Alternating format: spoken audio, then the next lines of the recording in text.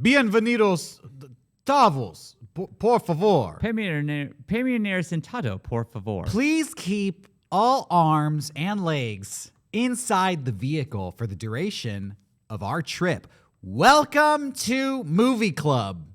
Today, we're going to be going to the magical world of Tomorrowland. The world of tomorrow. Well, I didn't get to say my part of the announcement.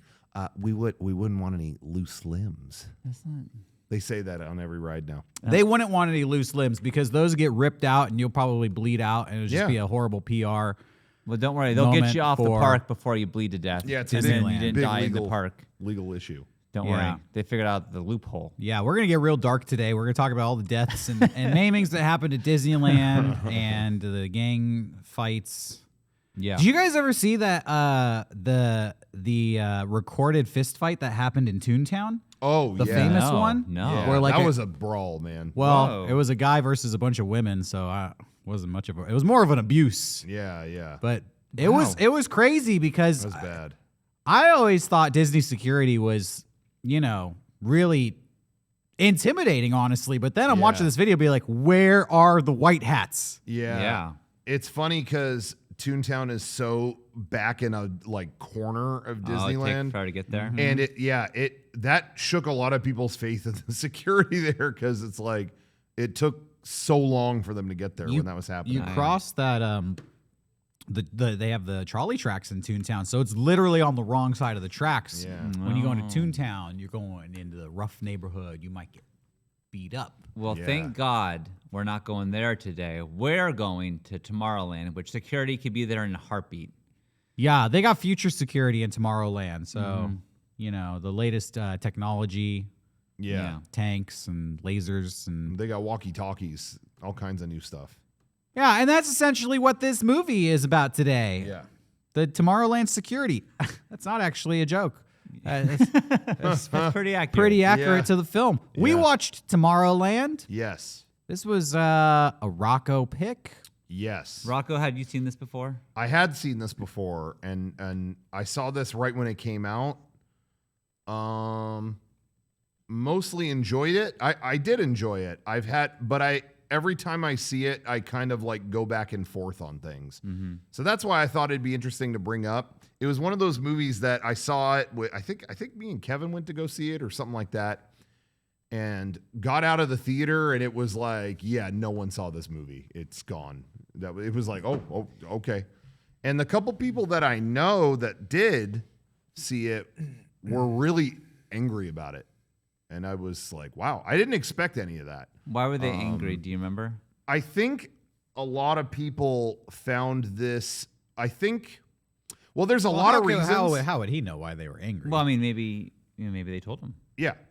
And I think what it kind of came down to is I think there was a lot of really creative, there's a lot of reasons you may have an issue with the movie, but I think a lot of the marketing for this movie really played around with alternate history and a lot of the secret society stuff that was kind of in the story of this movie. And honestly, all of it showed Tomorrowland. Mm-hmm. When you get to the movie, you're kind of not there. It's kind of about not being able to get there. And I think they were, you know what I mean? It was one of those movies that I think people were kind of sold something else. But I think it worked out for me because I never really looked at any of that. It was written by Damon Lindelof, right? Yes. Who did Lost and he just been recently that was it Watchmen? He did do Watchmen on HBO. Yeah, Leftovers, all that Leftovers, stuff. yeah. Prometheus. I think he wrote a bunch of the Mission Impossible movies as well. I think so. Yeah. It's a very Damon Lindelofian story. Yes. I don't know if I think I like Damon Lindelof's TV shows. I don't think I like the movies he writes. So, yeah, to that point, this was the movie that after it came out, he literally said that. He said, I think I realized I'm good at TV and not at movie. This was I think this is the last movie he's written. Damon, we agree on that. I think I agree because the whole time I won't give my shakers or anything yet, but I'm like, can we just get to fucking Tomorrowland? It's called Tomorrowland. What are we doing? And I was thinking This is like a TV show, and he's like waiting to get to like the end of the first season to show you Tomorrowland, and then the next season is we're gonna go into it. But there's no next season of this. This movie was interesting. It's long. It's over 2 hours. I definitely think it's too long, but in a way that many movies aren't. Some movies start off great and then they just keep going. Yeah. This movie is too long, but they put all the extra stuff in the beginning, in my opinion. Yeah. So by the that time opening is awesome, the movie, the opening. well, wait. in my opinion, by the time the movie actually gets interesting, we've already been spinning our wheels for an hour. And I feel like, well, I mean, you bored your audience. You should have just done this first. Because it was a lot of just, I don't know, world building with no kind of point to it in the beginning. And then it kind of kicks in. Yeah. And then, you know, at least it kicked in. You could say that. Yeah. So here's where I go. Here's my split on this movie. I may be, you know, in the minority on this, but it honestly didn't bother me. To me, I was not expecting it to be in Tomorrowland the whole time. Like, I feel like it was okay that it was about kind of like how we lost touch with like that as almost like as a metaphorical thing. I didn't mind that about, you know, the loss of optimism in America, at least, you know, over a certain amount of time. And I didn't mind that it was about that and it wasn't there the whole time. Someone said something to me about this movie and it really made me go, oh, holy shit, you're right. Kind of to what you're saying, Derek. It's interesting. I definitely saw it this time watching it. This movie is like 5 opening acts. This movie is like a string of opening acts, and then it's over. You know what I mean? Like as I said, it's like a TV show. And I don't think necessarily any of them are bad. I honestly overall enjoy this movie. But it really is weird. It's kind of like another thing introing you to another thing, introing you to another thing. Here's my story. Yeah. It's weird. It's really weird how it kind of, you mentioned spinning its wheels. You know, I like the ingredients that are in this movie. I personally, I really do. And it deals with stuff that I am interested in and I care about, you know. And once, you know, all the World's Fair shit shows up at the beginning, I'm like, all right, you're speaking my language. When the World's Fair stuff happened in the beginning and they're on Small World, I'm like, oh, cool. And then I don't think I had that thought once more after that moment. Yeah, I was with it. I think the movie had a lot of problems. I think the main problem was they would introduce ideas and then kind of abandon them. And then it just started begging the question, well, why did you introduce these ideas to begin with if you weren't going to stick with them? Yeah. For example, the movie starts with like a narration. Yeah. You know, it's like a story. It's George Clooney being like, I'm going to tell you what's going on here. And then you hear this other voice like, come on, be more optimistic, Frank. That's not how it really is. Do you want to tell the story? Yeah, actually, I will tell the story. And then it switches to this other girl's narrative, the main character, Casey. But then from that point on, the whole switching narrative or storytelling element is pretty much tossed out the window for the next 2 hours. Yeah. They never switch perspectives or go back to that narration and like talk over it, narrate it, or contradict each other. It's just there for the first 15 minutes, pretty heavy, and then gone for the rest of the 2 hours. And then at the end, spoiler, you find out who they're talking to, and it's little kid robots. But it's like they don't know this already. Like what were they little kid robots? I thought so. Weren't they little kids? Like, yeah, they were like replacements for Athena. I thought they were replacements. Yeah, I keep thinking about them recruiting people at the end and all that. I thought about that, but that's at the end of the film. But to me, it's like you brought it back, but you're telling these robots who, what the fuck do they care? Yeah, like, I don't know. Like, also, I was gonna say is the first 30 minutes, 40 minutes is about Casey and her dad and her brother. Mm-hmm. Then the dad and the brother just disappear from the film, literally for the rest of the film until the very end. Where they like bring it back. The dad, played by Tim McGraw. Now you're gonna leave Tim McGraw out of Tomorrowland, really? But I can't fucking believe this. No, what I was gonna say though about what you said about the narration, when I see an intro like that where it's narrated like that, no, do that whatever. Oh. That to me reeks of a rewrite. And that, like, to me also, stuff like that is always like, oh, they had to patch something. I check out at that moment. It's like For some reason, the shot of George Clooney starting the movie talking to the camera, I was like, fuck this. Like already. And I don't know what it was about that. It's because it starts like a YouTube video. Maybe it's that, or maybe it's like I've heard George Clooney do this like charming, I have this nice voice, I'm so handsome, look to the camera so many times. I'm like, I've seen this and oh my God. I don't know. I was mad from the first shot and I can't tell you all the way why, but I think the narration to me was like, okay, just tell your story. Don't do this, please.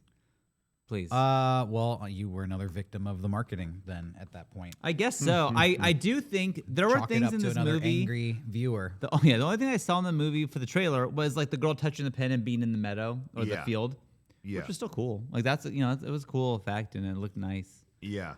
I didn't see the trailer. I didn't know anything about this movie. I didn't care to see this movie, but it's a movie club movie, so we watched it, and yeah, I mean, it was pretty much what I expected, I think.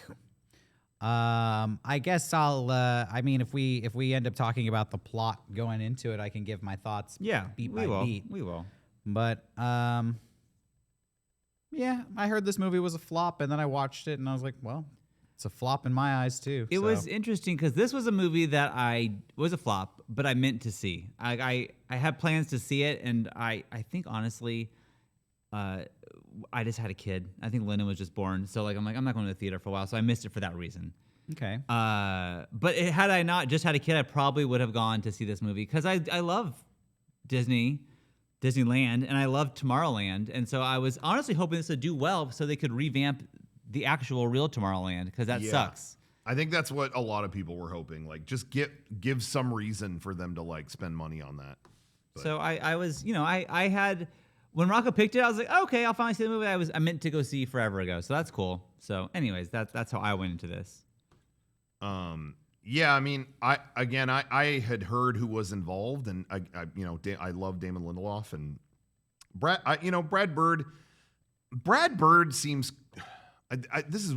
He seems cool. Like I hear that name and I'm like, oh, Brad Bird. But it's really funny as time goes on. I don't know how many of his things I really like. Well, he's in Incredibles, is that right? He did Incredibles. He did Ratatouille. Okay, those are fine. Yeah. He made The Iron Giant. Like that. I really like.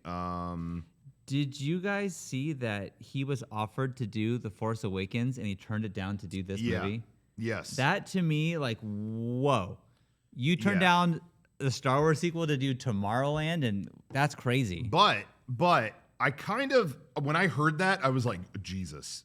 But I kind of agree with his reasoning.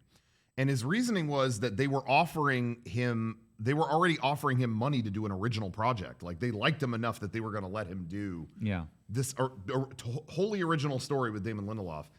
And his reasoning was like, that if I went to do Star Wars, that wouldn't exist. Like an original, this wouldn't exist. Right. Star Wars is going to get made no matter what. But like, here's a whole original thing we can do. I mean, in retrospect, we can kind of laugh at either choice, whatever. But I see where he's coming from. If he's able to do something that no one else could do. Yeah. Anyway, I wonder what Star Wars movie we would have gotten had Tomorrowland not existed. It probably would have been filled with a lot of product placement, just like this movie was. Lots of Coca-Cola references and a whole subplot about Disney pin trading. You know what's interesting, though? The Coke thing I almost enjoyed, and I know that's weird, but Coke, that pissed me off so bad. Which I get, but to me, Coke and Tomorrowland have always been 1-on-1. Yes. And I know that's crazy. Yeah. But Coke has always like advertised that there, and it's always like there was already the a rocket thing and all that shit. And I was like, oh, okay. I don't know. Folks at home, this marks the second movie in not too long of a time where a character is on the verge of death and they desperately chug a Coca-Cola to bring them back to life. I think this is going to become my new litmus test for if a film is garbage. That's a good point. How crucial is Coca-Cola to the survival of our main characters? If there's a full scene about it, I'm just going to blanket say the movie is trash. Yeah. But had it not been for me making that leap in my mind, like, oh, they've always had a whole Coke thing in Tomorrowland, who else thinks that? I could see what you're saying, like, for sure. But I was like, oh, I get it. And then I moved on. Anyways, let's get into it. Let's get into the plot. Let's see if I have a different picture for the background. Wow, look at that. She's holding a pen. Look at that. Okay. There it is. Cool. How many people saw this movie and then rushed to go buy the Tomorrowland pin? They're like, oh, this is my ticket. They weren't really like selling them like the ones just like that. Well, like that's a missed opportunity. Yeah. They gave them out at a few different things, but It's a collector's item now. yeah. Yeah, let's talk about it. Where do we begin? I guess we should start with the opening narration. Yeah. Like you already mentioned. Yeah. It starts with it starts with a fucking clock. And it's two people arguing over a clock. Tell them what the clock. I'm trying to tell them what the clock means. Well, you're not getting to it. Will you let me tell my story? Well, you're telling it wrong. You're such a pessimist. And this goes on for like 10 minutes. God, I'm already annoyed with these characters. And sure enough, I said it reeks of rewrite. That's what, as I was sitting in the theater, I was like, I bet they had to fuck with this opening. Why are they patching this up with freeze frame and narration? And then, I think like the Blu-ray came out and there was like, they redid the opening. They redid a ton of shit in this movie. This movie was rewritten a million times. Yeah, so when they finally get to it, it's George Clooney vaguely talking. One of my biggest problems with this movie is they don't want to tell you what the movie's about. And you go a full hour before they even get into what this movie is about. And then even at that point, they only start hinting at it. And then it's like the last 10 minutes where they lay it all out for you. And you're like, oh, okay. It's what we were building up to. Yeah. So George Clooney, is this Tomorrowland? Tomorrowland failed. Well, let's go back to the beginning. All right. And they suddenly flash back to like 1964. And we see little George Clooney, who is a character named Frank Walker, and he's at the 1964 World's Fair, which I like World's Fair stuff. I like eating at Ruby's, the old Ruby's. I like Men in Black when they reference the World's Fair. I think World's Fairs are cool. Yeah. They even go to the Eiffel Tower in this movie, which is from a different World's Fair. So this movie is like a heavy World's Fair advertisement. Yeah. World's Fair 1964. I'm not sure if that one happened in New York. I think it did. It was. That's when 64, World was. 65. But in the real world, Walt Disney was personally involved in contributing attractions to that World's Fair, including the Carousel of Progress, the House of Tomorrow, and most famously, It's a Small World. And they ride It's a Small World. Well, I'm getting ahead of myself, actually. I mean, we're going to get to It's a Small World. Stay tuned. But Lil George Clooney goes to this thing because he's a little inventor and he's invented a jetpack. And he wants to show it off to Dr. House. Yeah, I don't know who these people like. I don't know why he's showing off this jetpack to Hugh Laurie and some little girl. But yeah, it's the doctor who plays House. Yeah, it was an invention like contest. I think, right? Yeah. But which is so funny because he's such a fucking dick to this kid who made the jetpack, and it's like you couldn't be ruder to this kid. Yeah, he gives him no credit for designing like a furistic jetpack, and he's like, "Well, it doesn't work perfectly, so get the fuck out, kid. You're a piece of fucking shit, little bitch." But then there's this little girl who is like, "No, it's actually really good." Does she have a British accent? Yeah, I think so. Yeah. Yeah. After Frank Walker is rejected by Hugh Laurie, and we don't really know who Hugh Laurie is. Spoiler, an hour later, we find out he's actually the bad guy.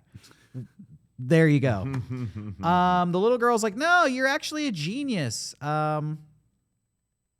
Here, take this pin and go ride It's a Small World. So then he hops on It's a Small World. He somehow gets a boat to himself. You remember this? Oh, yeah, he jumps over the fence and he gets a boat to himself. She says, "Follow us, but be quiet about it." So he does. Yeah, it's super circumstantial. They're like, "Sorry, folks, we're gonna send this boat through with nobody on it."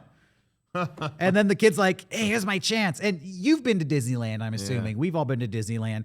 You ain't getting on a boat by yourself by just hopping the fence and running down there, Yeah. But supposedly this isn't Disneyland. It's 1964 World's Fair. Runs different. Even though it clearly was filmed at Disneyland. Distinctly. The dude who yells at people to not whatever, who's like running the ride is Michael Giacchino, He's the composer who did the music for this film. Exactly. Composer cameo. It was fun though, trying to see from cut to cut where they shot it. Like, oh, you're on a set. Oh, you're at Disneyland now. Oh, you're on a set. Oh, you're on Disney. When he was like going by the river and getting on the boat and stuff like that. Anyway. Yeah. I felt like it was. Now, do I remember this weird? But They revamped It's a Small World in the early 2000s. Did they swap out all the dolls or did they keep the originals? I thought they added new ones. Yeah, they just added it. They added some new ones. They didn't like refurbish everything and generally I don't like think bring so. it up to snuff. I thought they like maybe a couple they did, but for the most part they just added like the aerial shit and stuff like that. They've made a few tweaks and like we said, added a couple characters since then, but it's mostly the same. All right, so he's on It's a Small World, and he's wearing the pin that the girl gave her, and like some robot scans it, and suddenly It's a Small World like transforms. A ramp opens up, and he goes sliding down it in his singular boat, and he basically discovers a transportation machine that takes him to Tomorrowland. I'll say at this point I was in. I Yeah. was like, all right.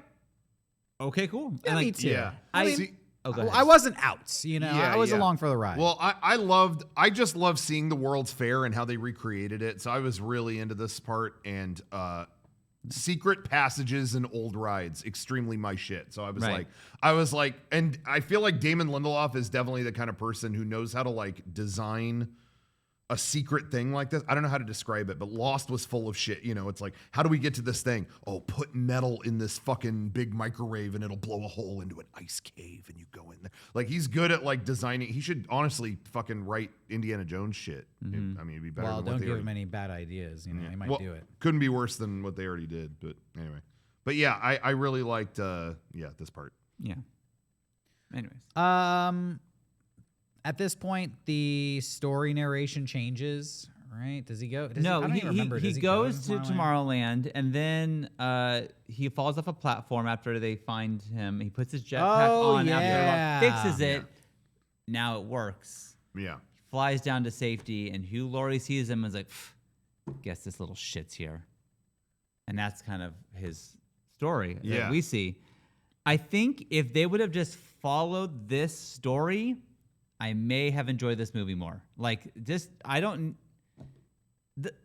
let me see what happened in Tomorrowland. Like, I don't know. Mm-hmm. That's how I felt. Where it was like, let's follow this. I'm interested. I'm already invested here. Why are we jumping ship? Mm-hmm. Well, we do jump ship, perhaps jump the shark. When we switch over to Casey Newton, this girl who becomes the main character of the movie, and now we're following Casey as she commits some domestic terrorism plots.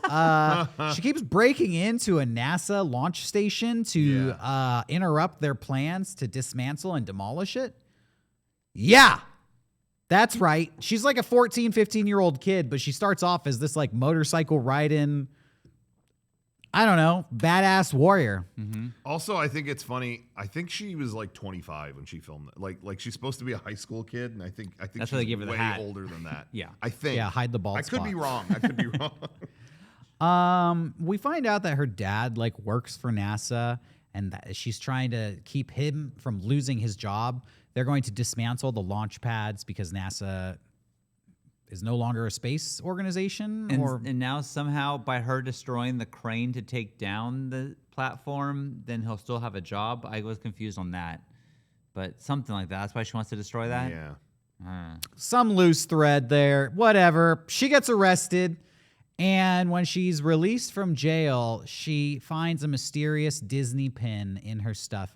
And when she touches it, she is mentally transported to a field outside of what is clearly Tomorrowland. But only mentally. She sees it. But then if she stops touching the pin, she goes right back to where she is in the present day. And as she kind of walks around to explore the field, she'll like bump into stuff in our world and it'll throw her off balance. She picks the pin up with a piece of paper so she can like hold it without having this transportation. And her dad picks her up and drives her home. And while she's driving home, she has her dad touch it. And she's like, check this out. And he touches it and nothing happens. And so there's this, you know, kind of this classic trope of like, oh, something crazy's happening, but nobody believes me. Yeah. The classic gaslit woman in a horror movie trope, you know? Exactly. They did it again. Did it again. Damien, you did it again. Eventually, she runs away from her house and runs to the middle of an empty field, and now she's free to play. And she holds on to the Tomorrowland pin, and then she gets to experience all of Tomorrowland, which logically does not make sense because she explores so much of Tomorrowland in this field. She's like exploring the entire city of Tomorrowland, Yeah. but never leaves this field. It's a big ass field, dude. And Tomorrowland looked pretty cool, but also it was like, what is all this stuff? You know, you kind of see Space Mountain there. I really like they have these like floating stacked pools. Yeah, that was cool. Yeah. People can swim in a pool and then drop down, fall through the air into another pool below it, and there's like 3 tiers. Yeah. I don't know how you get back up to the top. Just people like dropping all the way to the bottom. Yeah, like Damon, pachinko come on. machines. How are you doing working this shit? There was no like water fountain tube to spit them back up and Yeah. push them out to the top, which would be awesome. Yeah, come on. Again, she like gets on a monorail Right. and like leaves that pool. The monorail takes her up into the city. Where is she going in this field? Like, how does that even work? I don't know. And Might then just be sitting there. I don't she know. gets off the monorail. And at this point in the movie, I was just laughing and cracking jokes at how the future is portrayed. There's like teenagers wearing lime green pants. And I'm like, oh my God, lime green pants? The future is wild. That kind of ties into one of my beefs with this movie too was, again, I mentioned love that opening. I feel like they should have doubled down on the 60s futurism style of like, you know, because like isn't that kind of when they designed all this? Yes. Okay, So yeah. so when she goes and sees all that, it's just like a casserole of like half-baked future ideas we have now. Do you know what I mean? Absolutely.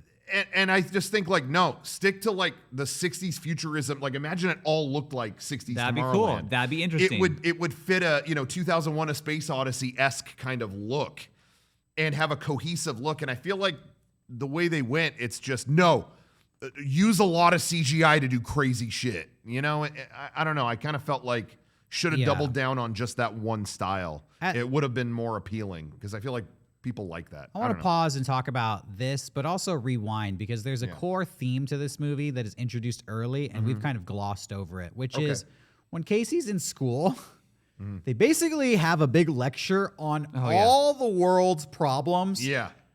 And I'm not talking in this movie, the world, all the real world's actual massive fucking problems. They Right. talk about climate change. They talk about overpopulation.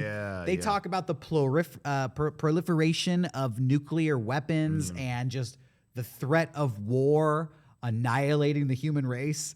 It's really heavy stuff. Very heavy for a kid's Disney movie. And then this chick is like, teacher, so can we solve these problems? And the teacher's just like, fucking bitch. Like literally, he doesn't even respond to her. He's like, boop, there's the bell. Why don't y'all get out of here? And they kind of, I don't know how I like this, but they introduce this theme of like, people just aren't going to try. Like it's like an us versus them, people who want to save the world and people who don't. It becomes a bigger theme as the movie goes on. Yeah. When we go to this Tomorrowland, it does seem like a place that is arbitrarily better. That all of those things seem to have been solved magically.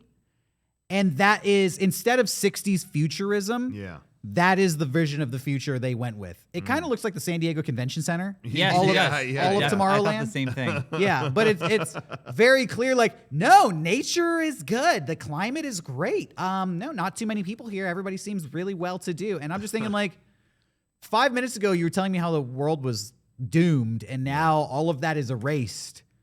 How did you accomplish that? It's in, I mean, I think it's just supposed to be in this alternate dimension where all the like optimistic minds were never inhibited. Well, we don't know that yet. Yeah. That gets introduced later. So Sure. at this point, it's just like, oh, it's all better. And I feel like they relied too heavily on that. The mystery of what is this place? Why? So did we solve all these problems? That kind of turns into the real conflict of this movie, just figuring out what Tomorrowland is. And how it exists. Yeah. For me, as the movie went on, this became a bigger problem because 40 minutes into the movie, we don't even have any villains. We don't have a plot, like a villain's plot or a guy who's trying to do something bad. It's just this mystery of like, so what is Tomorrowland? Yeah. Wouldn't you like to know? Yeah, yes. Yeah. If you ask me too many questions about Tomorrowland, I'm gonna shut off. It's like, Yeah. can we just? Well, what can you tell me about Tomorrowland? All I can tell you is something bad happened once. What? Yeah. What indeed? But isn't it interesting? Like, these are things Damon Lindelof does in TV, but he has like a long form thing to kind of work those out. But here it is in a movie, and again, it's like 5 opening acts. You know, I like Prometheus. I think in general I like that movie, but that movie I feel like kind of does that too. You know, they kind of like string along a lot of things that you know, I think work better in TV, as we already talked about. Yeah, and at this point, all we know about this character is she really cares about her dad's job, and her whole life is dedicated to saving her dad's job. As soon as she goes to Tomorrowland, that character motivation goes out the window, and it's not really replaced with anything. And so I feel like the character kind of loses purpose. Like, what is her purpose at this point? Yeah, she just kind of becomes like a what's going on? Yeah, kinda, and that really just became the crux of the movie. Like, this girl is so curious about what Tomorrowland is. Yeah. She doesn't know why, but she just is.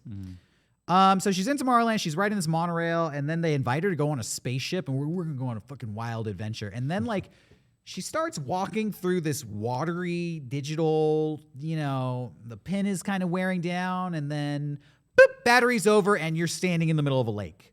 And she's back in her present time. And she's like, what the fuck was that? That, I think, would kind of be the end of Act 1 in this movie. She goes and she tells her brother, and he believes her, and he's like, well, let's go. I mean, this thing looks like a collector's item. Let's go to a comic book store and see if they can figure this out.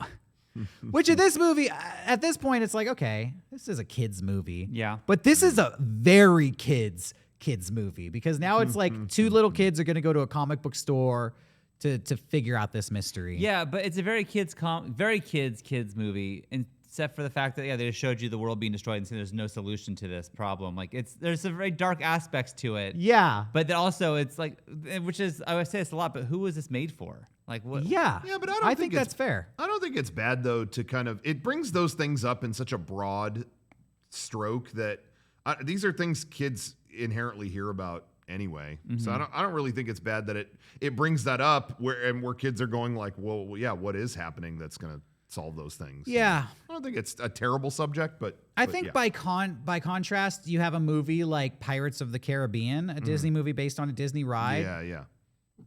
That's a very more adult approach to doing a movie like this. The characters are older. Yeah. They have real world kind of relationship problems. The girl has a marriage that she doesn't want to go through with. Another guy's father is in debt, and he's struggling to make a name for himself and his family. These are kind of more realistic, relatable adult themes that I personally think made Pirates of the Caribbean a stronger film. Yes. Yeah. So they go to this comic book store. Yeah. I can't fault Disney for this, but it's the most product placement comic book store.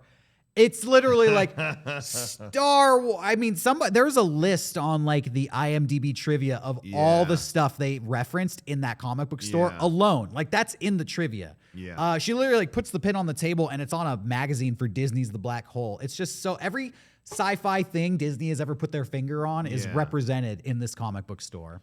Yeah, and I think that was a Brad Bird decision, because you keep seeing like Incredibles figures and stuff in there too. Yeah. That kind of thing was kind of cute when this came out. Like, right when the movie came out, we hadn't seen them flex Star Wars. Like their first Star Wars movie had not come out. Man. You know, things like that. It kind of felt like, it was funny in the moment, but it's funny they've done that like 5 more times. Like that movie Free Guy that just came out with fucking Ryan Reynolds. Yeah. That was a Fox movie, but of course now they own that. And there's like, they flex like Star Wars and Marvel shit in that. And now and like Wreck-It Ralph did that and all this stuff. And it kind of comes off depressing now. You know what I mean? Where it's just like, oh yeah, this massive company just kind They of own like everything. continually listing off that they have these things. My problem but in with the it- moment, I thought it was okay. Generally speaking, I remember a time when I was younger and Star Wars was just more of a culturally relevant, iconic thing, and you'd always see in movies people were just like watching Star Wars on TV. Yeah. Or they'd have like a Star Wars thing in the background, and I feel like when Disney does it now, they don't just have somebody watching Star Wars on TV. It's all like this really pristine Star Wars merchandise that you could go buy in real life, and it just happens to be on the shelf here. Yeah. Maybe I'm older and I just perceive it differently, but it just always seems like for an advertisement purpose. Yeah. Who's the guy? It's from the dude from Key and Peele. Yeah. Yeah. I never watched that show because I always mix their names up. It's not. It's Keegan Michael Key, I think is his yes. name. Yes. Keegan Michael Key. He Key. plays the comic book store owner. And then the girl who was in WandaVision, I don't know. The winking lady Yeah. in WandaVision. They run the comic book store, and when they see Casey's pin, they start freaking out. And then they draw guns on her. And they start like shooting up the place. They're like, "We're serious. Where'd you get that pin? Do you know the little girl, Athena robot?" And she's like, "I don't know what you're talking about." And they get into a big fight and a shootout. What were you gonna say? You got something to add? Why? I still can't figure out. I still don't get it. And maybe that's just me and I missed something. Why were these robots trying to kill Athena and what? They don't want her fucking with Tomorrowland. So they're gonna kill her. Athena is still like bringing people there to like, change the tide, and they don't want that. They don't want that to happen. But again, you don't know any of that at this point in the movie. I don't know that now, really. I don't know. I just felt like that was such a. This just felt like a reason to get some funny cameos for me.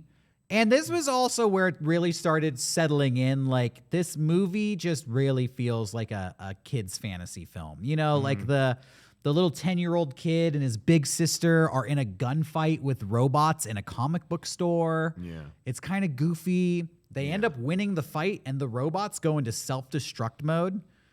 This is awesome. The robots blow up. As the kids are running out of the store explodes. Yeah. I watched this scene on repeat, no joke, 10 times. Really? The explosion.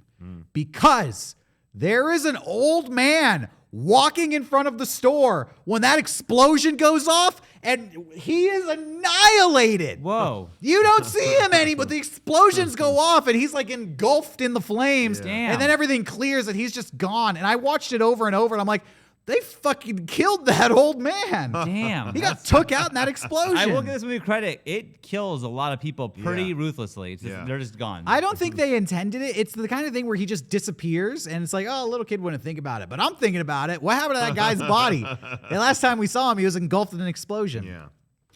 Yeah. They blow up the comic book store, and then is that when the robot Athena shows up to rescue them? Yes. She shows up then. And She shows up to help him fight, right? Yeah, and it's just the girl. The boy's not even there at this point. But like, this is another thing I thought. Like, we're like an hour into this movie, and we haven't really seen George Clooney yet, which is fine, I guess. But he's like the main. He talked to you at At the very beginning, he talked to me. We also don't know what the fuck is going on, We don't know what's going or on, why, and or who's behind it. we are an hour in. We know that there's these new robots who look like Men in Black people with and they're just killing everyone who's around them who asks questions. They're just killing them. Yeah, a group of robots dressed all in black show up, and they're very aggressive and they're very mean. And clearly they're the bad guys, but we don't know what their And so agenda is. finally, I think her name is Casey, is asking Athena questions, which I'm dying to know because I've been an hour into this movie. And then Athena's like, don't ask me more questions or I will turn off. And then she does, and then she turns off because she has too many questions about Tomorrowland and she can't answer the questions. Yeah, She's overloaded. Athena and Casey, I don't know what happens to the brother. Honestly, I don't even remember. He just is left behind. He says, I'll tell dad that. I don't think the brother went to the comic No, store. he didn't. Right? He didn't. He's like, I'll tell dad that you went to, because the comic store is in Texas. Yeah. Oh. She had to get on a bus to get to the comic book store. She's not even close to that. Oh, Okay. Jesus. Well, anyways, Athena and Casey like steal a car and they're like driving. They're like driving through the countryside now. And yeah, like Sean said, they're questioning like, what's going on? It's like, I can't tell you, and I won't, and I'll shut down. Later, we find out that was just a plot device. Just a plot device, and it's like she's just being silly or something and wanting her to figure it out on her own. But it's like, can you just tell me what the fuck is happening in this movie? Yeah, if you weren't going to explain anything, you probably just should have cut that scene out. Like, it didn't add anything to it. Where are we? So they're driving in the car here. I remember. Yes, that happens. Then she leaves. She leaves her at George Clooney's house. Yeah, that's the next part. But I kind of want to say, like you said, we're an hour into the film and we're only starting to scratch the surface of what this movie is about. Once they get to George Clooney's house, I feel like this is where the movie kicks in. Mm-hmm.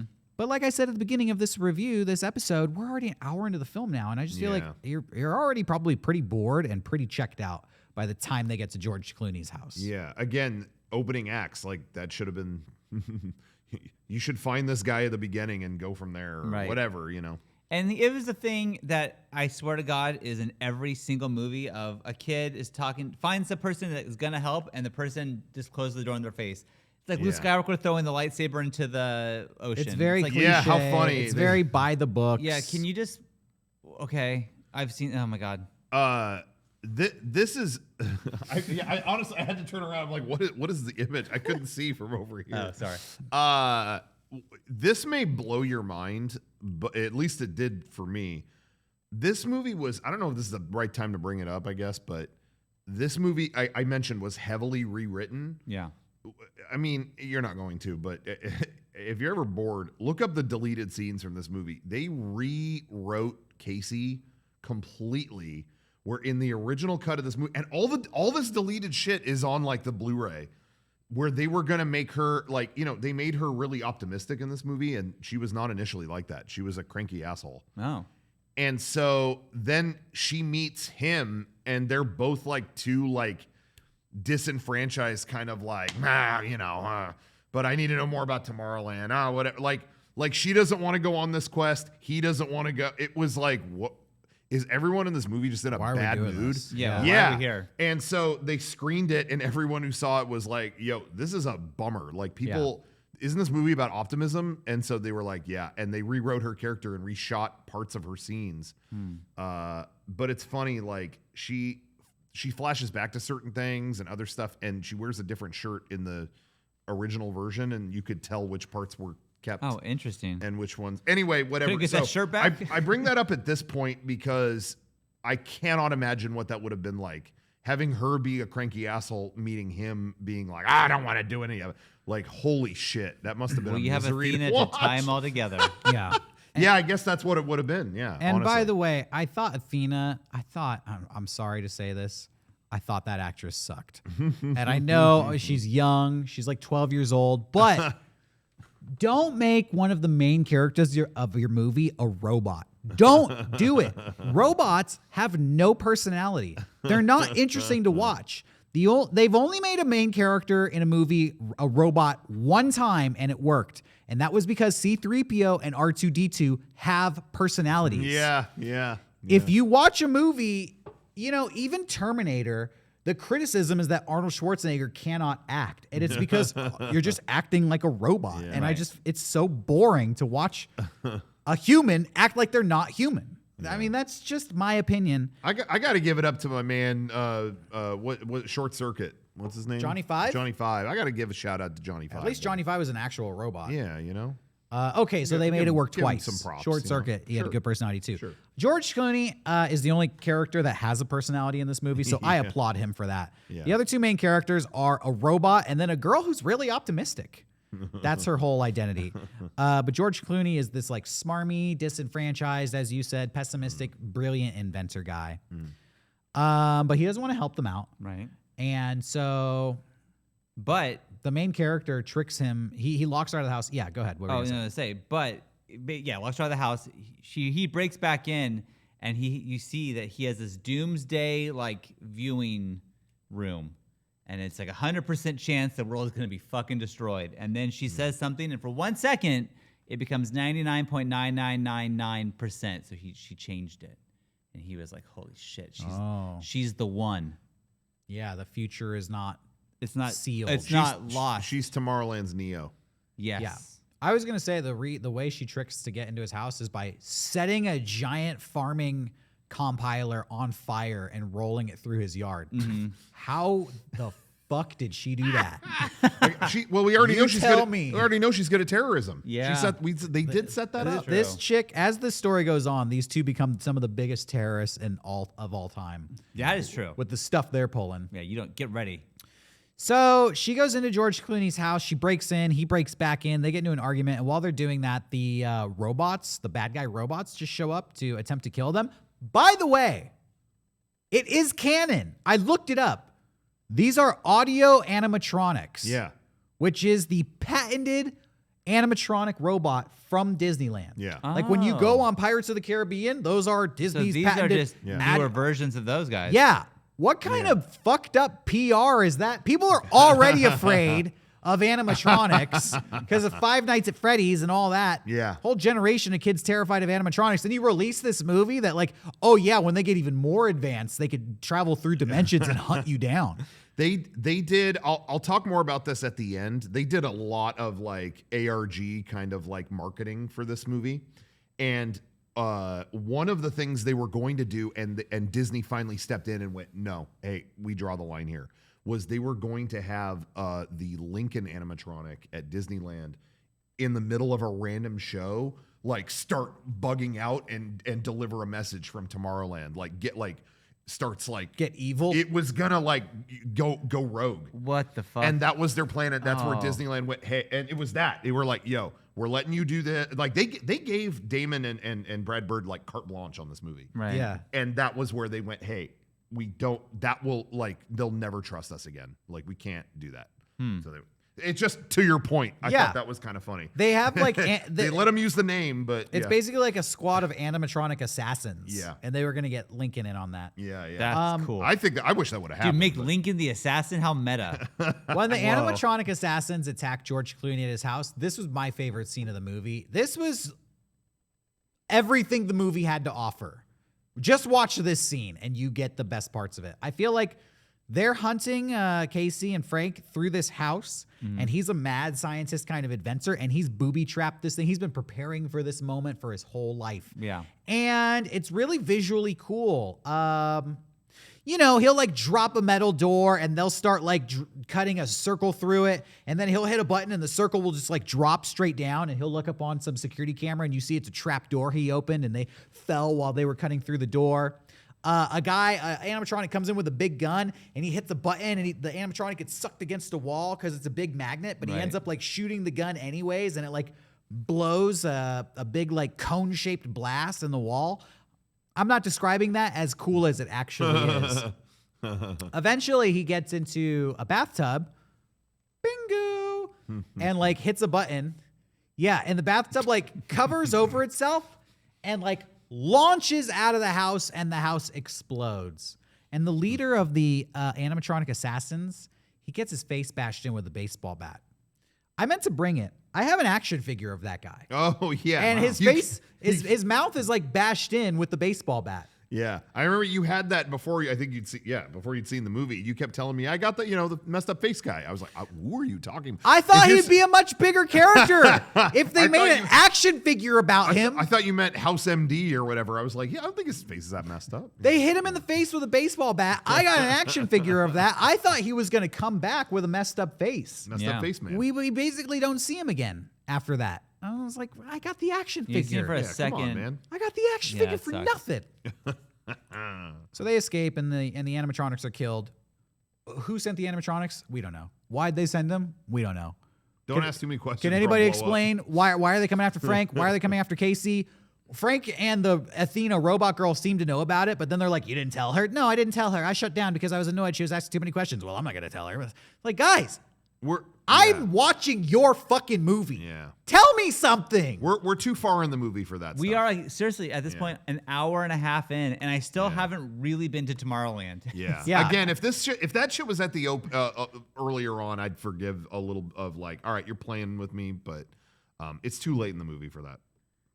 So they decide, like, fuck it, let's go to Tomorrowland. And they get into a teleportation machine.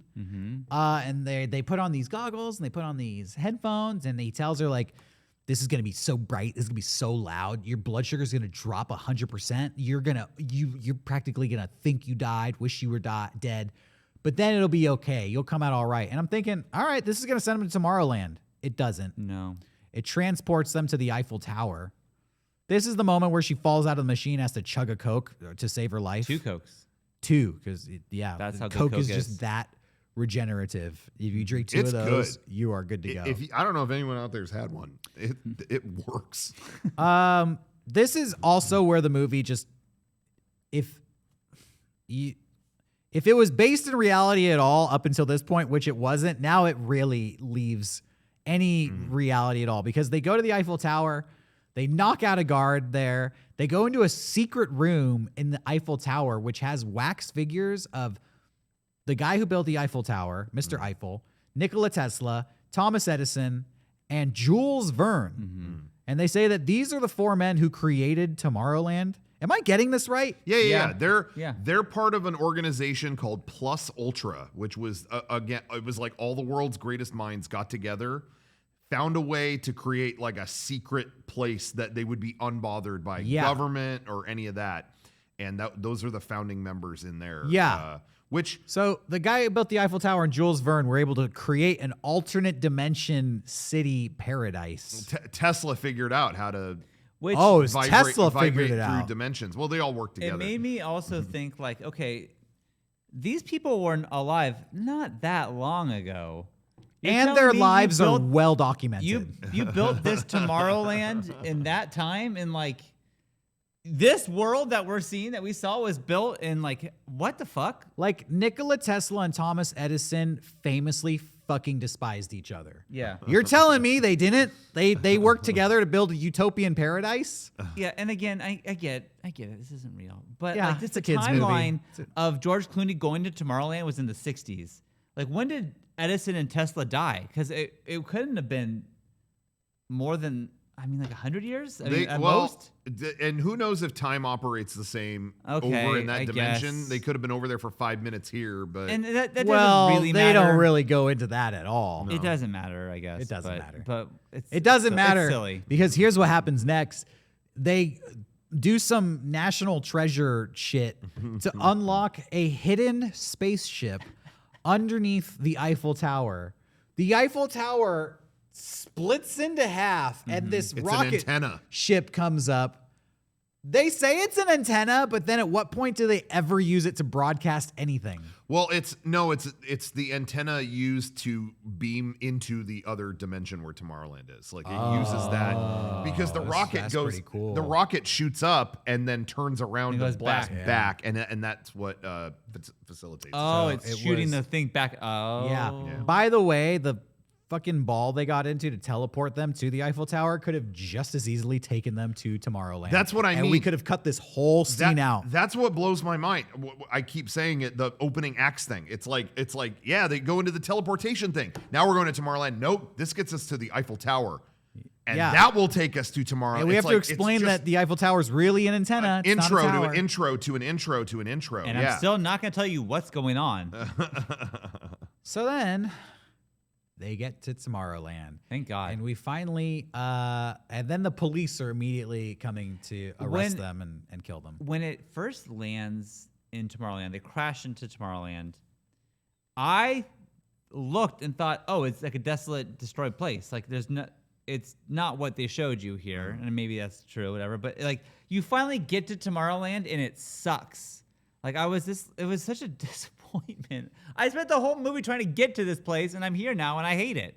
What do you mean? It's Like when you saw, like when she touched the pen and you saw Tomorrowland what it's supposed to be. And Yeah, like, it's a beautiful place. Beautiful, active, everything's going. You get there, it's all like shut down. Apparently, there's nothing going on. There's nothing doing.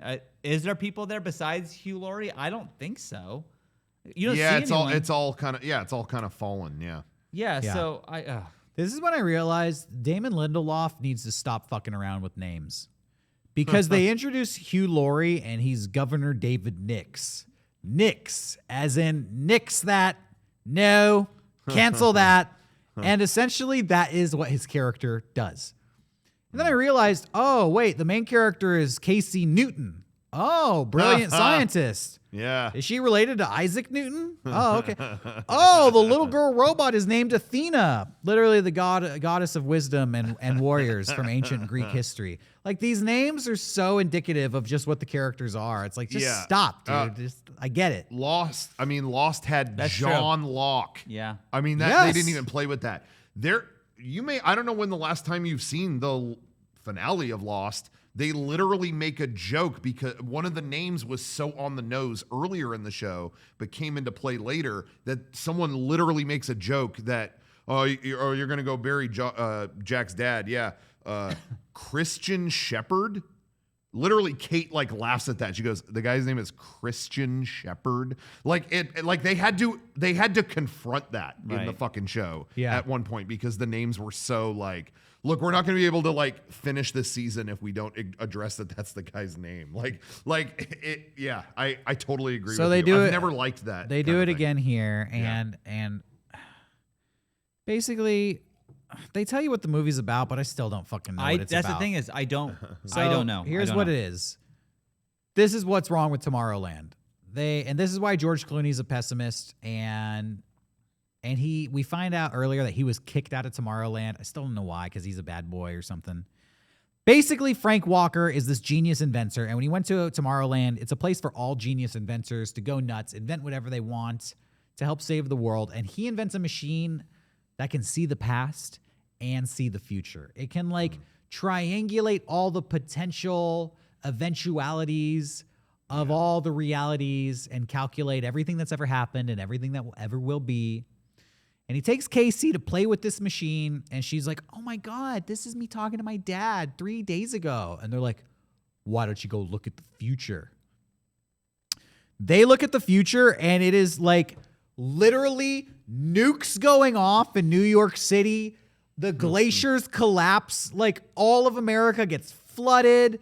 A giant firestorm rages through California. It pretty much only seems to show the destruction of America, but it implies that the whole world is destroyed. Yeah. And then she gets really depressed. And I would get really depressed too. I'm watching this movie being yep, these are all the things that are really going to fucking destroy this world. This is the shit that gives me low-key anxiety every minute of every day. Why are we covering this in this children's movie? Are you going to present the solution to this? You either solve this in real life or don't show me this I'm watching this movie thinking you do not have the capability to solve the issues that you were bringing up in your movie. In your children's movie. Why are we talking about this?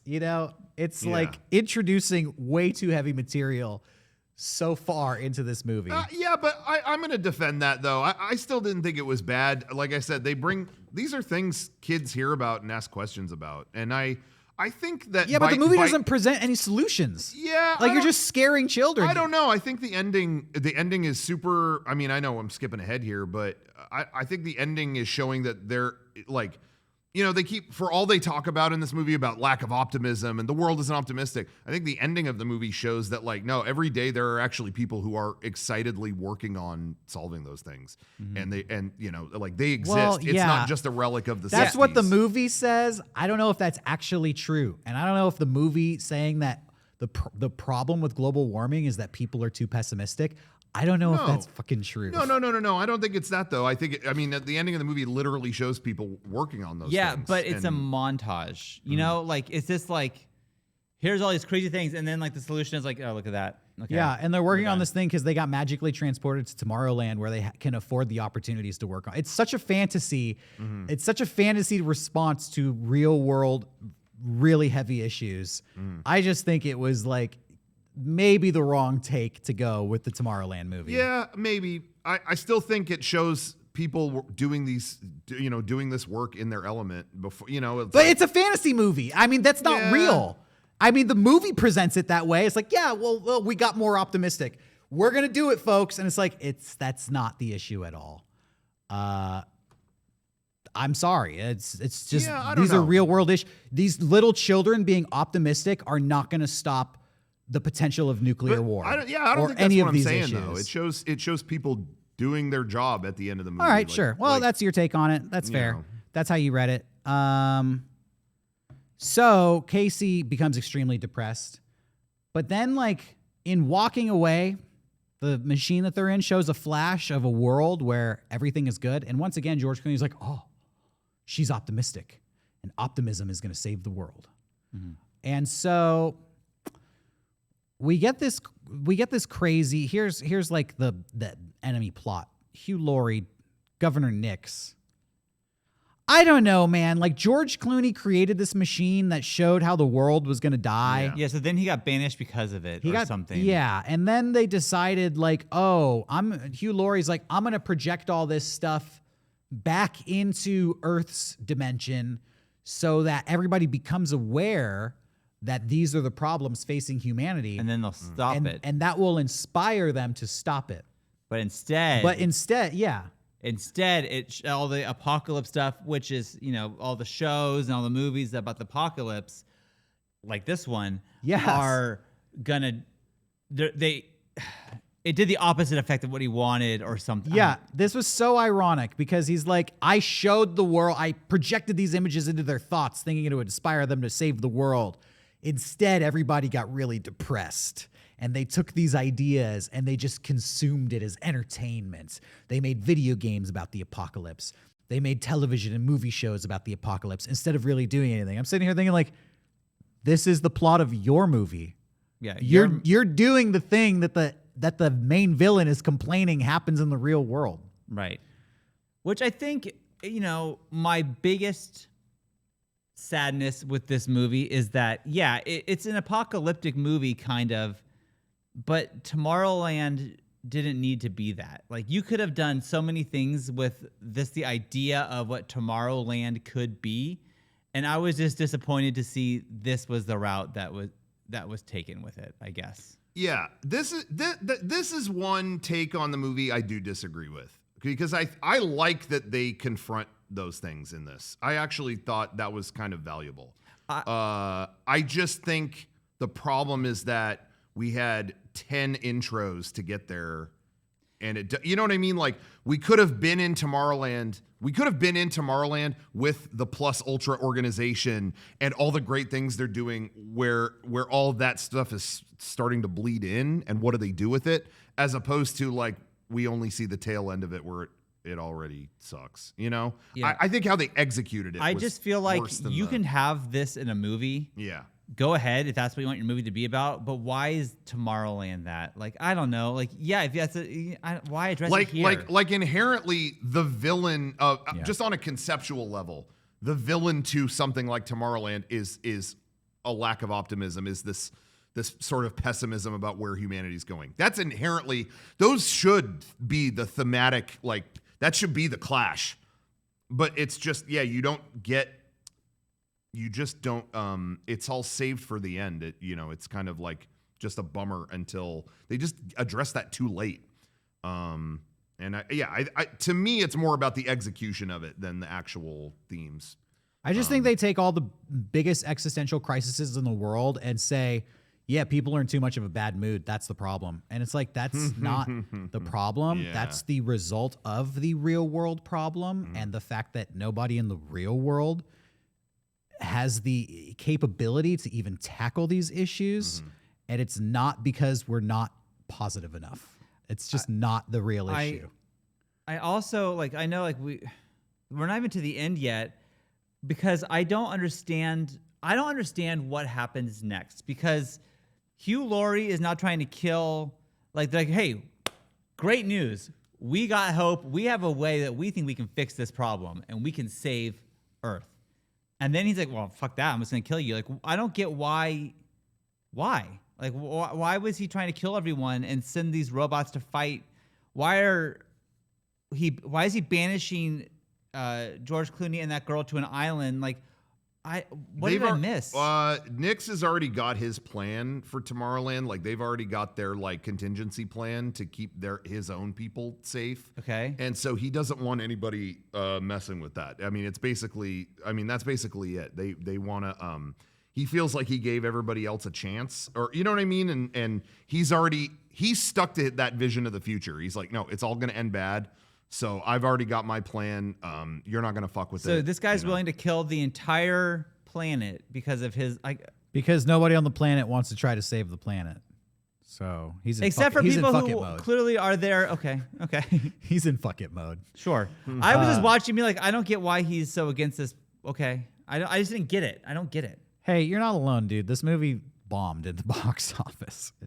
Well, I saw that it made money overall. Like it did make. I heard that it lost 140 million. Well, I thought. Oh, okay. Well, I saw that worldwide. I thought it made like 200 and something, like 210. Yeah, but when you took all the cost of making it and marketing, they spent like 330 to make it. There you go. By the way, George Clooney got paid $25 million to be in this movie. Damn, he was only in it for a little bit too. Yeah, can you just think? Like, I read that and I was like, maybe Disney has too much money. Well, that could be said. If you could give one guy $25 million to be in this movie. Yeah. $25 million.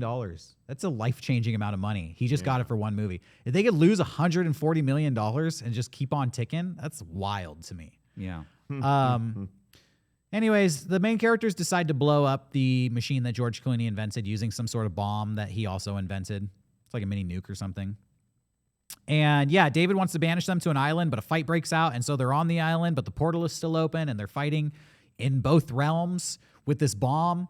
At the last minute, the bomb goes off and the portal starts closing and everybody comes back to Tomorrowland and David Nix gets crushed by a pillar in almost the exact same way Charlize Theron gets crushed in Prometheus. That's true.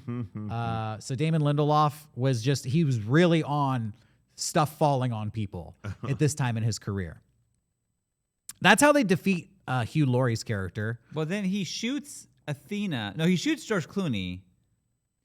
And then Athena sees it in the future because of some weird. She sees a future vision of it, yeah. And then so she saves him and sacrifices herself. She jumps in front of the bullet. Right. Again, Hugh Laurie's clearly going to die, but he's still trying to kill George Clooney because he's so mad about it. I don't know. It's just going through the rounds of an action-adventure movie at this point. The movie really never had great character motivation, and by this point, it's just out the window. Like, stuff needs to happen, so it's happening. Yeah, I didn't really like that. I go back and forth on this. I didn't really like that the solution to solving like what was, the problem that was happening in Tomorrowland was to blow up a thing.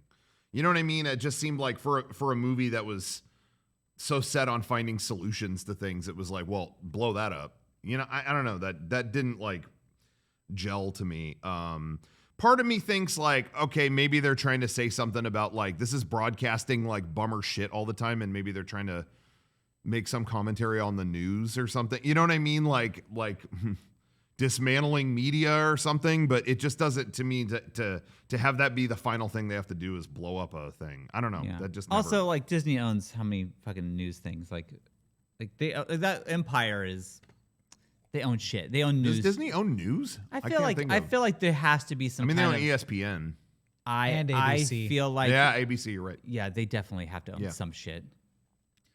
Well, they're a media empire. So. Yeah. The thing they blow up looks like Epcot Center too. They were really fucking dragging Disney in this movie. Yeah. They blow it up. They destroy it. That's how the movie ends. Athena. They do it. Well, yeah, but then it cuts. Then it cuts to the very beginning. And they're telling all these robots. Athena died. That's how they blew it up. Her self-destruct that they set up earlier in the movie. Her robot corpse is used to blow it up. Which, was it weird to you? Like, he kind of like, George Clooney is carrying her on his jetpack. Like, he's on his jetpack and carrying her to where she's going to detonate and take this tower down. But there's this, like, he really looks at her wistfully in that moment, and it's kind of a weird moment where they imply that they're in love with each other. Yeah. I mean, she kind of represents something to him, that meant a lot to him. And when he was a kid, he was in love with her, probably. Yeah. So half of it works, and the other half of it is like George Clooney's looking at this kid real like. They also imply that Athena is in love with him, despite the fact that she's a robot, and she's like, I don't know, maybe it's my programming going wrong. Yeah. I have strange feelings. Yeah. Weird. Weird. So then it's George Clooney and Casey talking to the sea of robot kids who are about to go out into the world to find the optimist to give them pins to invite them into Tomorrowland because they're going to fix these problems. Yeah, this whole movie's been a pep talk to a team of Robots. new Athenas who are going to go out. Their job is to find the thinkers and dreamers of the world, the optimistic people who are actually going to solve these problems. It's so funny because they show the room. It's adults too. This room that he's talking to. Yeah. That I don't want to call the race card out. That was the whitest room I've ever seen in my life. I paused it and counted. There were 85 people on screen. Wow. 6 of them were black. Out of the 6, 4 of them were in the very back row. Wow. And then most of them were just like middle-aged white women. This really was a 60s themed movie. Jeez. Yeah, I was just like, this is not, you're talking about like the future of the world. This is not a very inclusive image right here. But then they all get a magical pin to go out into the world. And yeah, you see this montage of, oh, there's a guitar player on the street. He looks, oh, there's a pin in his tip bucket. Oh, there's like a guy, he's a ranger on an animal reserve. He goes back to his truck and he opens up his folder. There's a pin in there. Then you see the future, and it's like this golden wheat field, and it's all these people showing up in the wheat field outside of Tomorrowland. It's like a airline captain is there. I think I saw a construction worker. Yeah, this, it symbolizes everything. I want to point out real quick, the ranger protecting the rhino cracked me up for some reason. I'm like, oh, that animal's dead. Like, that guy's about to be transported away. That animal's fucked. The Nobody's poachers are there getting to that save thing. the rhino. Yeah. And these are all the like thinkers and dreamers that will solve all of the world's biggest issues. That's how the movie ends. Tomorrowland. End. Wow. What a journey. Shit, do we review this? I mean, I think this could be the longest movie club we've ever I think done. so. Yeah. Is it? No, it's just over an hour. Hour and 11 minutes. Is it? I think it's longer than that. Hour and 11. Well, we're my still eyes. going, so it's gonna keep Done. getting longer. Yeah. Yeah, so what I was going to say was this movie came out. They also, I just remember when they announced the movie, there was, as I mentioned, there was a lot of ARG type of marketing around it. So there was, at the time I didn't know what this was, but there was a discovery or there was some kind of exhibit somewhere that showed old photos of stuff. And there was a photo of, there's a famous Amelia Earhart photo. And I don't remember where they showed it, but someone wrote online like, yo, that the photo was altered and Walt Disney is in the photo. Okay, why did they do that? And then there was another thing they showed somewhere. It was like they put out all these like documents that had, oh, look, Jules Verne is in this thing with this other guy. Oh, okay. Oh, and then it came out, oh, these were like planted things for this movie Tomorrowland that they're doing. And I already mentioned, I told you about the Lincoln animatronic was going to do something, whatever.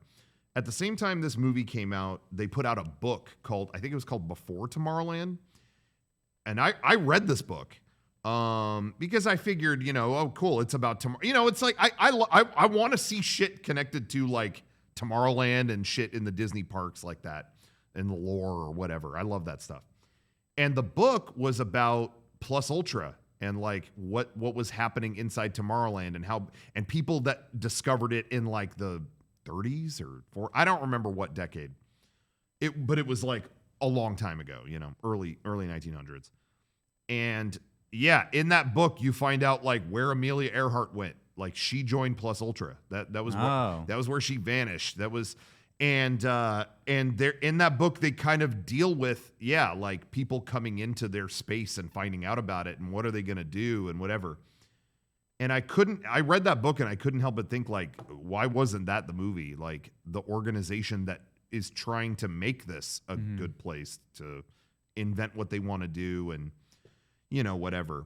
And and then you read that book and then you watch this movie again. And again, I liked this when I first saw it in general, but it really shined a light on like you chose the most uninteresting part of the whole Tomorrowland saga to cover, And it really made me realize I think they did, and this just speaks to other Damon Lindelof stuff and just stuff in general. I am a huge sucker for world building.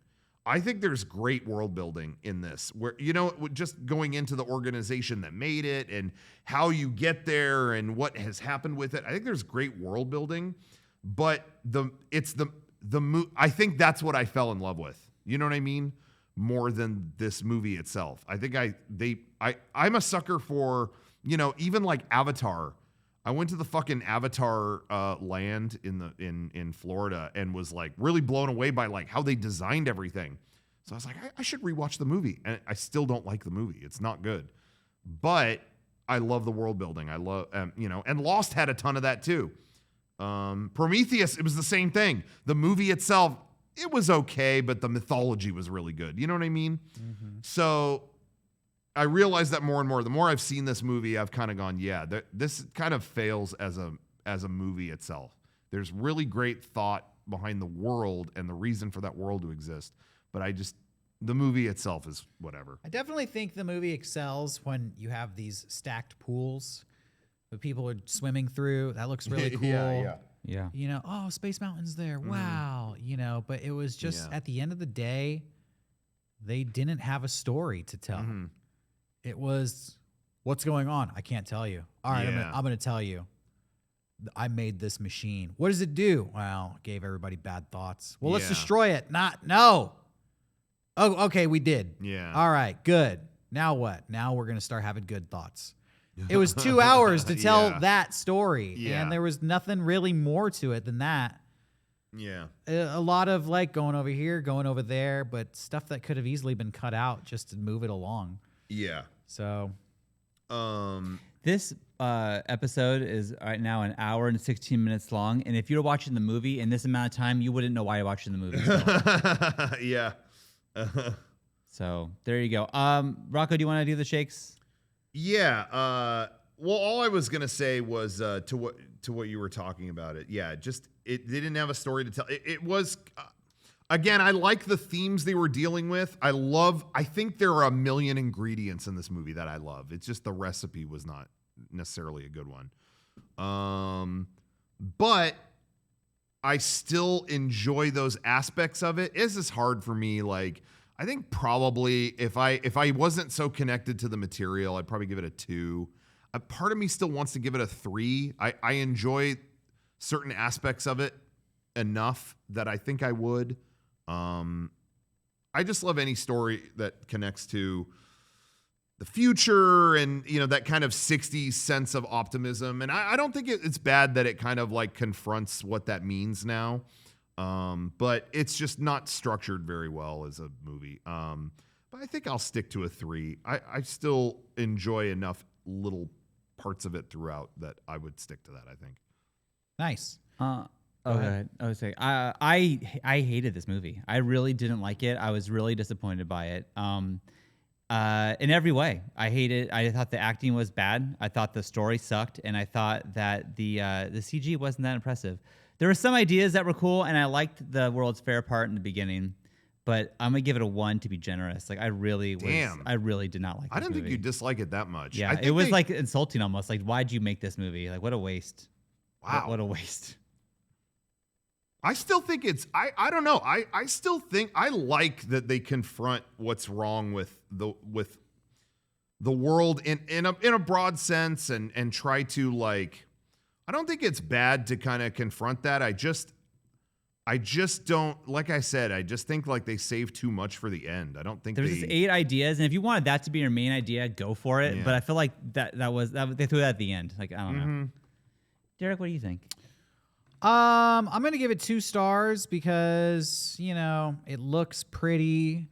The action is fun to watch. There is no story, so it's 2 stars because visually it looks cool, and I think that will. For a lot of people, that's all a movie needs, I did read somewhere that this movie did flop so hard, Disney canceled plans for Tron 3.